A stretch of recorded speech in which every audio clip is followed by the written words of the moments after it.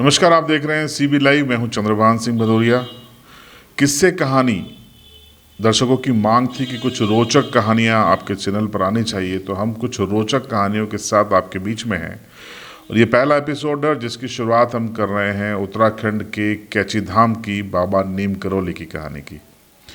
जी हाँ, आप सभी जानते हैं कि निजी तौर पर मैं खुद वहाँ का भक्त हूँ और मैं ये कहानी आपके लिए इसलिए लेके आ रहा हूँ कि कई लोग उस जगह के बारे में जानना चाहते हैं, कैची धाम के बारे में, बाबा नीम करोली के बारे में उनसे जुड़ी हुई कई कहानियों को सुनना चाहते हैं। तो कुछ महत्वपूर्ण कहानियाँ मैं आपको यहाँ पे सुनाऊंगा, और उसके पहले अगर आप पूरी उनके सारे चमत्कारों को जानना चाहते हैं तो एक पुस्तक लिखी गई है, मिरेकल ऑफ लव। अंग्रेजी में ये पुस्तक है, उसका हिंदी अनुवाद भी कोई न कोई करने की कोशिश कर रहा है।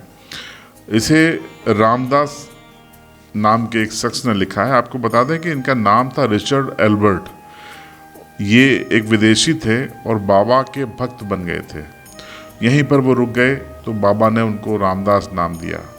कैची धाम में ही बाबा के आश्रम में रुककर उन्होंने अपना जीवन बिताया और ये किताब लिखी है। आप अमेजन से भी बुलवा सकते हैं। इस पूरी किताब में बाबा के चमत्कारों के कई किस्से हैं, लेकिन कई किस्से की जगह मैं इस एपिसोड में आपको चुनिंदा 2-4 किस्से बताऊंगा और साथ में ये भी बताऊंगा कि आप कैची धाम कैसे पहुंच सकते हैं।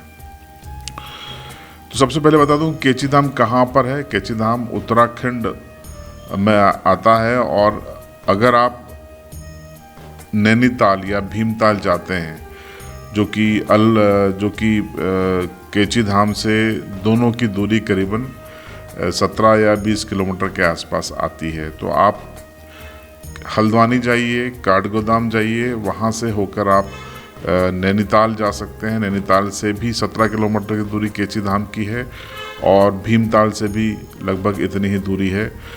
भवाली एक कस्बा आता है, वहाँ से 8-10 किलोमीटर की दूरी पर कैची धाम है, जहाँ पर बाबा नीम करोली का आश्रम है।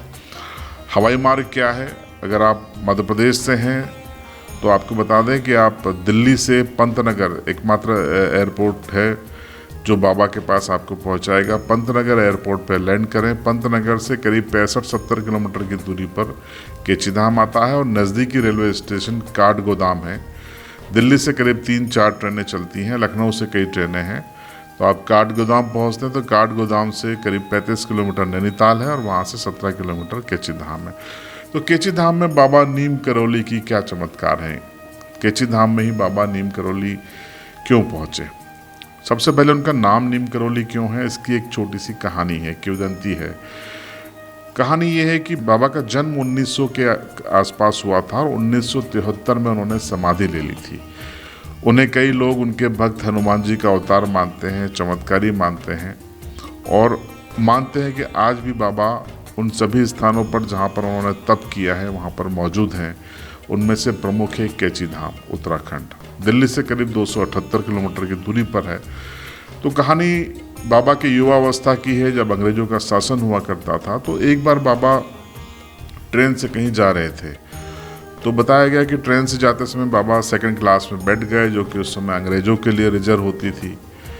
अंग्रेजी हुकूमत के जो रेलवे के अफसर थे, उनको ये बात नागवार गुजरी। उन्होंने ट्रेन को रुकवा दिया और बाबा से जनरल डब्बे में जाने को कहा। बाबा उतर गए, लेकिन ट्रेन नहीं चल पाई। ट्रेन नई थी, पूरी तरीके से नई थी, इंजन भी नया था, लेकिन ट्रेन आगे ही नहीं बढ़ी।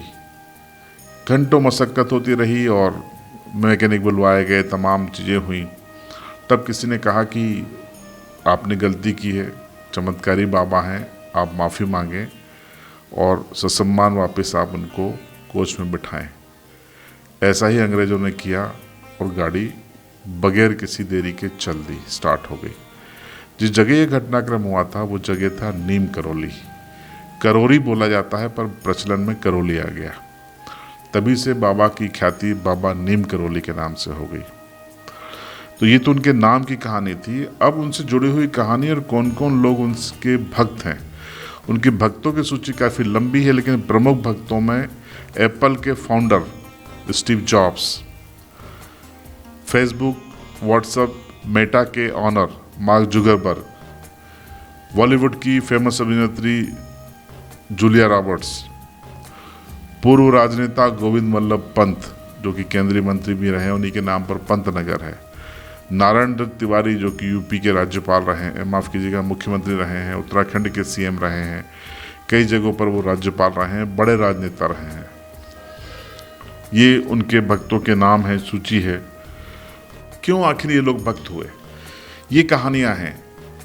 स्टीव जॉब की कहानी की शुरुआत होती है, बाबा ने तो जैसा मैंने आपको बताया कि 1973 में शरीर त्याग दिया था, समाधि ले ली थी। 1974 में शांति और ज्ञान की तलाश में स्टीव जॉब भारत आए।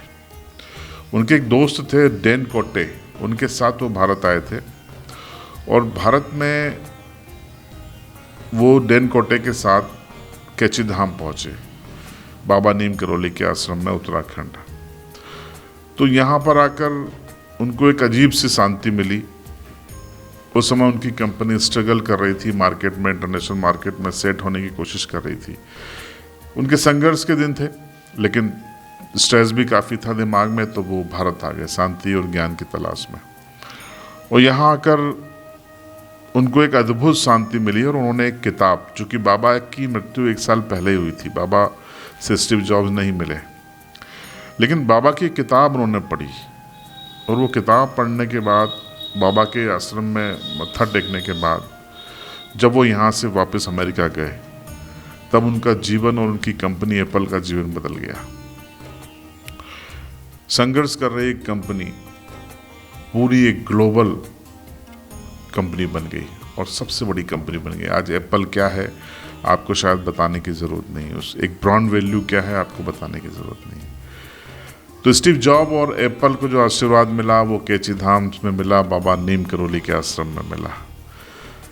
स्टीव जॉब ने ही मार्क जुगरबर्ग को 2004-05 में, जब मार्क जुगरबर्ग स्ट्रगल कर रहे थे, सिर्फ फेसबुक के ऑनर थे, आर्कुट से उनको टक्कर मिल रही थी। उस समय एक सोशल प्लेटफॉर्म था आर्कुट, तब परेशान थे। तो मार्क जुगरबर्ग को स्टीव जॉब्स ने ही सलाह दी थी कि वो भारत जाएं और कैची धाम जाकर आशीर्वाद दें। तो बताते हैं कि मार्क जुगरबर्ग भारत आए, करीब 1 महीने तक वो भारत में रहे। इस दौरान अनमने मन से वो 1 दिन के लिए कैची धाम यानी बाबा नीम करोली के आश्रम में पहुँचे। उनको रुकना कुछ घंटे था, लेकिन आंधी आ गया, तूफान आ गई और उनको 2 दिन रुकना पड़ा। 2 दिन वो यहाँ पे रुके, बाबा के दरबार में गए, बाबा के आश्रम में समय बिताया, माथा टेका। और जब वो यहाँ से गए तो उसके बाद, ये घटना 2005 की है, तब तक बाबा को इस लोक को छोड़े हुए 32 साल का वक्त हो चुका था। उसके बाद आपने देखा कि फेसबुक कहाँ से कहाँ पहुँच गया, व्हाट्सएप भी फेसबुक का हो गया, मेटा बन गया और फेसबुक दुनिया की सबसे बड़ी कंपनी बन गई। आज अरबों खरबों डॉलर में जुगरबर्ग खेल रहे हैं, तो साथ में एप्पल की कंपनी भी खेल रही है। ये दो बड़ी कंपनियां हैं, विश्व की नामी कंपनियां, और उनके मालिक बाबा नीम करोली के भक्त हैं, वहाँ का आशीर्वाद लेकर बने हैं। बाबा से जुड़ी हुई कई कहानियां हैं। जूलिया रॉबर्ट्स बॉलीवुड की अभिनेत्री हैं, वो हर साल लगभग आती हैं, यहाँ कुछ वक्त बिताती हैं, उनको शांति मिलती है, सुकून मिलता है, जगह बेहद खूबसूरत है। आपको बता दें कैची धाम नाम क्यों है, 2 पहाड़ हैं, घाटियाँ हैं, उसके बीच में एक छोटी नदी है, उसी किनारे पर कैची धाम, और कैची की शक्ल में वो पहाड़ इस तरीके से आ रहे हैं, तो इसीलिए इसका नाम कैची धाम है। ये इसी जगह बाबा ने आश्रम क्यों चुना, उसकी भी कहानी बताएंगे। लेकिन जूलिया रॉबर्ट्स के बारे में बता दें कि जूलिया रॉबर्ट्स बॉलीवुड की नामी अभिनेत्री हैं और वो बाबा के भक्त हैं, कैची धाम के भक्त हैं। कई कहानी प्रचलित हैं, लेकिन उसके पहले आपको मैं ये बताऊंगा कि आखिर बाबा ने कैची धाम में ही आकर क्यों अपना मुख्य आश्रम बनाया। तो बताते हैं कि ये एक दिन अचानक बाबा यहाँ पर कैची धाम पहुँचे।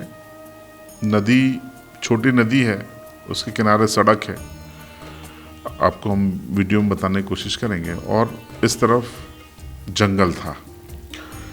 तो बताते हैं कि बाबा बैठ गए वहाँ पर सड़क के किनारे, और सामने जंगल में पहाड़ी की ओर एक कोई चरवाहा था जो जंगल में कुछ काम कर रहा था।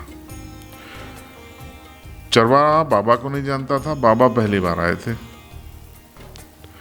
लेकिन चरवाहा उस समय हैरान हो गया जब बाबा ने आवाज लगाई कि पूरन इधर आओ। एक बार लगा कि कुछ कंफ्यूजन है, बाबा ने दोबारा आवाज लगाई, पूरन इधर आओ। तब वो हैरान परेशान सा बाबा के पास आया और बाबा से हाथ जोड़ के कहा कि आप मुझे कैसे जानते हैं। तब बाबा ने कहा कि ये सब छोड़ो, मैं तुम्हें कई जन्मों से जानता हूं। खाने के लिए आप क्या ला सकते हो, मैं भूखा हूं। पूरन घर गया, परिवार को बताया कि एक बाबा हैं और नाम से जानते हैं। जब पूछा तो वो कह रहे हैं कि कई जन्मों से जानते हैं। पूरन गरीब लकड़हारा था, तो दाल रोटी घर में थी, वो लेकर आया। बाबा ने खाना खाया। फिर बाबा ने कहा कि पूरन कुछ लोगों को गांव के बुला के लेकर आओ। तो पूरन कुछ ही देर में कुछ लोगों को बुला लाया। बाबा ने नदी पार की और एक खास जगह पर बाबा ने बताया कि ये जो चट्टान है, छोटी सी चट्टान होगी, बोले इसको हटाओ, उसके पीछे एक गुफा है। तब उन्होंने कहा कि यहाँ तो हम लोग सदियों से रह रहे हैं, हमारे पुरखे, और हम लोग कई सालों से हैं यहाँ, इसी जंगल में हैं, ऐसा कुछ नहीं। बोले नहीं, आप हटाओ। तो जब प्रयास करके उस पत्थर को, बड़े पत्थर को हटाया गया, तो वहाँ एक वाकई में गुफा थी, और गुफा के अंदर एक धूनी थी, चिमटा लगा हुआ था, रखा हुआ था, हवन कुंड था, और सब कुछ देखकर ऐसा लग रहा था कि बिल्कुल फ्रेश है, ऐसा नहीं है कि सदियों पुराना है, ये भी रखा गया है, ऐसा लग रहा था। अब पूरन और उसके साथी और हैरान और परेशान, परेशानी कम, हैरानी ज़्यादा। उनको लगा कि बाबा कोई देव पुरुष है। तो बाबा ने उनको बताया कि ये सोमवारी बाबा का आश्रम रहा है, उन्होंने यहाँ पे तपस्या की थी, ये उनकी तपोस्थली है, और अब हम यहाँ पर इसको शुद्ध करेंगे जगह को, और यहाँ हनुमान जी की स्थापना करेंगे। कुछ और ग्रामीणों को बुलाया गया, नदी के स्वच्छ पानी से साफ सफाई हुई उस जगह की, गुफा की, और वहाँ पर हनुमान जी को विराजित किया गया विधि विधान से। और बाबा वहीं पर एक छोटा सा आश्रम कुछ ही दिनों में बना लिया और वहीं पर रहना शुरू कर दिया। तो ऐसे कैची धाम की स्थापना हुई। आज वही गुफा, वही जगह, वही नदी का किनारा कैची धाम है, जहाँ पर आप हम जाते हैं।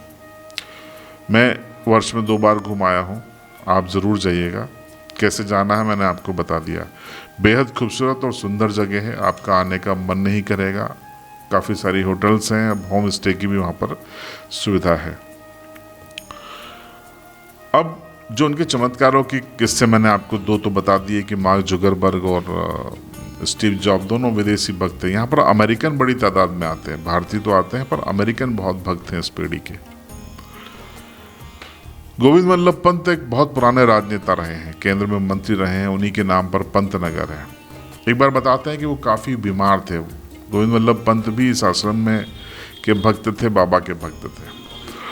तो बताया गया उनको कि काफ़ी बीमार थे, और एक दिन ये खबर चली कि पूरे इलाके में कि गोविंद वल्लभ पंत का निधन हो गया है।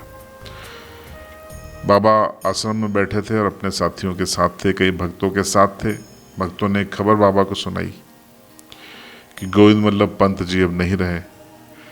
बाबा ने कहा नहीं, अभी उनका वक्त नहीं आया है, उनको कुछ नहीं होगा, वो बीमार है लेकिन ठीक हो जाएंगे, और अभी उन्हें बहुत काम करना है।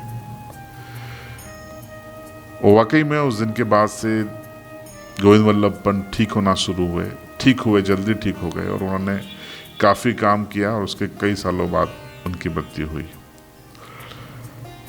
एक अन्य कहानी जो सबसे ज़्यादा मिरेकल ऑफ लव में चर्चित है, जो रामदास जी ने लिखी है, वो कहानी है फतेहगढ़ उत्तर प्रदेश की।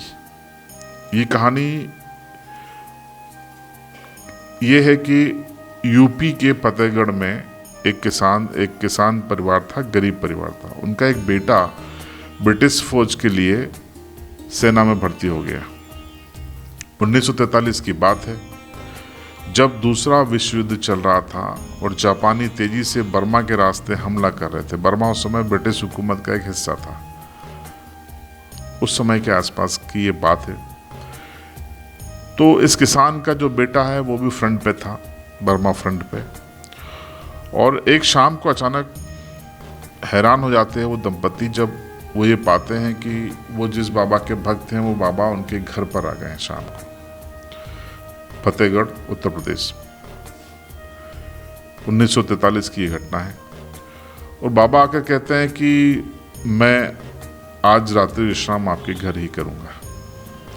अब गरीब परिवार, बहुत ज़्यादा सुख सुविधाएं नहीं, चारपाई की व्यवस्था हुई, बाबा का भोजन करवाया गया और बाबा एक खटिया पर अपना कंबल ओढ़कर सो गए। बाबा ने हिदायत दे दी कि उन्हें सोने दिया जाए, वो अगर कुछ बोलें, कुछ भी आवाज़ निकले तो उनको डिस्टर्ब न करें। दंपति वहीं पर मौजूद रहे और उन्होंने देखा कि रात भर बाबा कराहते रहे। उनको लगा बाबा परेशान हैं, कुछ उनको चोट लग रही है, बाबा की हल्की सी चीखें निकल रही हैं, कराह रहे हैं। लेकिन बाबा की आज्ञा थी तो उन्होंने बाबा को उठाया नहीं, देखने की कोशिश नहीं की। जैसे तैसे उनकी रात कटी, सुबह हुई, बाबा उठे और बाबा ने जो ओढ़ा हुआ कंबल था वो उन्हें देते हुए कहा कि ये जो कंबल है वो गंगा नदी में बहा देना और किसी खोल के मत देखना। ये उन्होंने हिदायत दी और साथ में कहा कि आपका बेटा 1 महीने में आपके घर लौट आएगा। दंपति प्रसन्न हुए बेटे के आने की अनुमान, क्योंकि उस समय कोई योग्य माध्यम नहीं था संवाद का, और छुट्टी, क्योंकि जंग चल रही थी, चिंता में थे और छुट्टी का कोई ठिकाना नहीं था। लेकिन बाबा ने कहा तो बाबा के तो भक्त थे। बाबा ने विदा ली और वो दंपति कंबल लेकर गंगा की तरफ बढ़ा। उन्होंने पाया कि कुछ कंबल वजनी है और उसमें लोहे की चीज़ें हैं, मेटल से जुड़ी हुई कुछ चीज़ें। लेकिन बाबा की आज्ञा थी तो उन्होंने खोलना जरूरी नहीं समझा और जाके गंगा नदी में विसर्जित कर दिया। उसके करीब 1 महीने बाद जब उनका बेटा, उस दंपति का बेटा वापस घर लौटा तो उस दंपति का खुशी का ठिकाना नहीं रहा। बेटे ने बताया कि वो मौत के मुंह से बच के आया है। उसने कहानी सुनाई कि एक रात उसकी पोस्ट पर जबरदस्त हमला जापानियों ने किया। उनके साथी जवानों की संख्या कम थी ब्रिटिश आर्मी की ओर से, और एक एक करके रात भर गोलियां चलती रहीं और उसके साथी गिरते रहे, मरते रहे। वो अपने साथियों को मरते देखता रहा और उसे लगा कि वो अगली सुबह नहीं देख पाएगा, शायद आज उसकी अंतिम रात है। लेकिन खुद बेटा हैरान था कि गोलियां उसके आसपास से गुजर रही थी लेकिन उसे नहीं लग रही थी। सुबह होने के पहले ही, जैसे ही सूर्य उगा उसके पहले ही ब्रिटिश फौज की एक टुकड़ी और वहां पर पहुंच गई और उसके बाद जापानी पीछे हटने लगे और गोलीबारी बंद हो गई। तब बेटे को उस दंपति ने बताया कि ये वही रात थी जब बाबा उनके घर में थे और चारपाई पर कंबल के अंदर लेटकर करा रहे थे, और जो सुबह उन्होंने कंबल गंगा में बहाया था उसमें लोहे की जो धातु जैसी चीजें थी, जो अनुमान लग रहा था वजनी कंबल हो गया था। तो बाबा वो अपने शरीर पर गोलियां झेल रहे थे, अपने भक्त के बेटे की रक्षा कर रहे थे। ये कहानी काफी चर्चित हुई, मिरेकल ऑफ लव में आप इसे पढ़ सकते हैं। तो ये काफी इस तरीके के काफी किस्से हैं जो बाबा के से जुड़े हुए हैं। आपको बता दें कि स्टैनफोर्ड यूनिवर्सिटी को 12 जून 2005 को संबोधित करते हुए स्टीव जॉब ने अपना एक किस्सा सुनाया था और मार्क जुगरबर्ग ने अपना किस्सा पीएम मोदी को सुनाया था कैची धाम से जुड़ा हुआ, जब पीएम मोदी फेसबुक मुख्यालय गए थे अपनी अमेरिकी यात्रा के दौरान। तो ये जो कहानियाँ हैं, ये कुछ कहानियाँ मैंने आपको सुनाई, ऐसी दर्जनों कहानियाँ हैं, भरी पड़ी हैं। बहरहाल निस्वार्थ भाव से अगर आप बाबा को याद करेंगे, उनकी तस्वीर घर ऑफिस में लगाएंगे, दर्शन करने जाएंगे, तो निश्चित तौर पर बाबा आपको आशीर्वाद देंगे। तो आज की किस्से कहानियाँ में बाबा नीम करोली कैची धाम की ये कहानी हमने आपको सुनाई। अगले एपिसोड में हर हफ्ते एक किस्से कहानी के साथ हम आपके बीच में रहेंगे। अगले एपिसोड में आपको फिर कोई पॉलिटिकल किस्सा सुनाएंगे। बने रहिएगा आप CB लाइव के साथ।